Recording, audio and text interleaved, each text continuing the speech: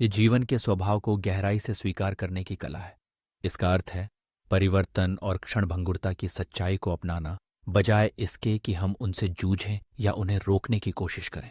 जब हम समझ लेते हैं कि संसार में सब कुछ बदलता रहता है, तब हम अपने दुख का मुख्य कारण, विरोध और जकड़ छोड़ना शुरू कर सकते हैं। जैन हमें सिखाता है कि सच्चा सुख न तो बीते हुए कल के पछतावे में है, न ही आने वाले कल की चिंता में। वास्तविक शांति इसी क्षण, वर्तमान में पूरी तरह उपस्थित रहने में है।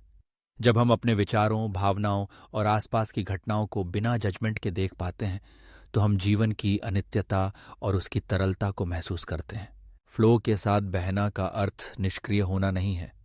यह समझदारी से यह पहचानना है कि कहाँ हमें पहल करनी है और कहाँ परिस्थितियों को स्वीकार कर छोड़ देना है। यह संतुलन है, सक्रियता और समर्पण का, प्रयास और सहजता का।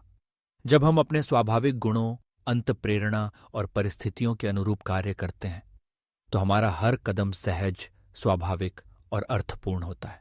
जैन की साधना, विशेष रूप से ध्यान, हमें सिखाती है कि हम जीवन की धारा में कैसे एकाकार हो जाएं।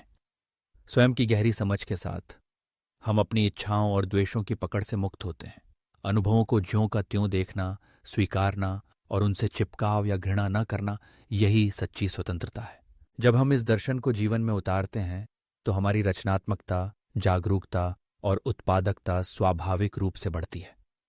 हर क्षण में पूरा डूब जाना, हर कार्य को पूर्णता से करना, यही है जैन का फ्लो के साथ बहना, जहाँ जीवन और हम अलग नहीं रहते।